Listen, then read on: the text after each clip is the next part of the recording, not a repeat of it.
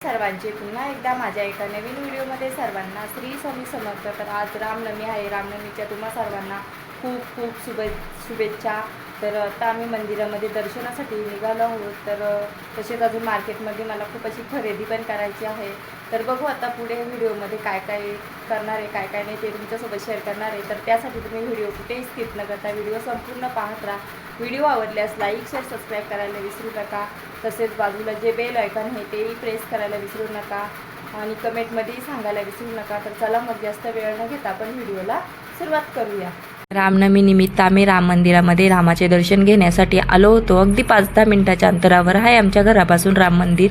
मस्त देवाचं दर्शन वगैरे, रामाचं दर्शन वगैरे झालं। तर इथे तुम्हाला दाखवते रामाचं रूप आणि सीतेमातेचं, लक्ष्मणाचं खूप छान अशी सजावट वगैरे केली होती। त्याच्यानंतर दर्शन वगैरे झाला। तर इथे तुम्हाला पाळणा वगैरे दाखवते। मी लांबनच शूट केला होता आणि हा आहे तो पाळणा वगैरे। नंतर आम्ही प्रसाद वगैरे घेतला, 5 मिनिटं इथे बसलो, प्रसाद वगैरे खाल्ला आणि नंतर खालून तुम्हाला रामाचं मंदिर वगैरे मी दाखवते। खूप छान आणि खूप मस्त।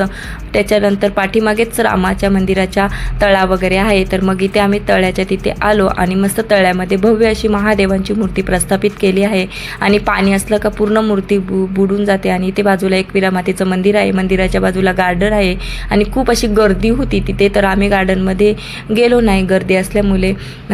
तर मग इथे तळ्याचा तुम्हाला आजूबाजूचा मी परिसर दाखवते आणि महादेवांची भव्य अशी मूर्ती पण तुम्हाला दाखवते।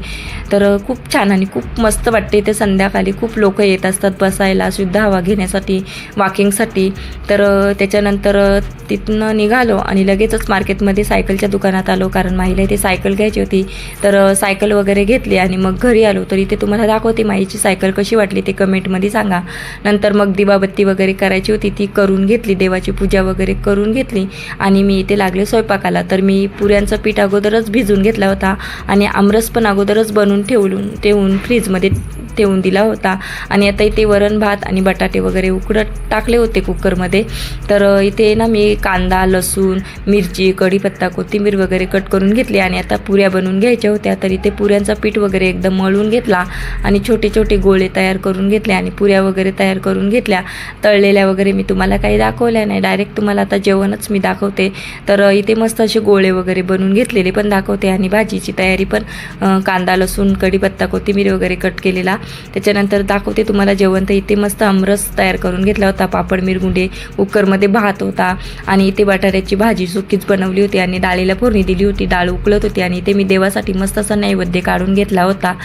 तर देवाला नैवेद्य वगैरे दाखवून घेतला। त्याच्यानंतर मग माईला वगैरे भरून घेतला, ते काही मी शूट केलं नाही आणि आम्ही जेवण वगैरे केलेलं ते पण मी शूट केलं नाही। तसंच आज ना मार्केटमध्ये ना आम्हाला अजून खरेदी करायची होती, कुकर वगैरे घ्यायचं होतं। तर ते दुकान बंद असल्यामुळे बुधवारी ना मार्केट बंद असतो, म्हणजे जास्तीत करून दुकानं बंद असतात। तर आज तसेच दुकानं बंद असल्यामुळे मग ते राहिलं।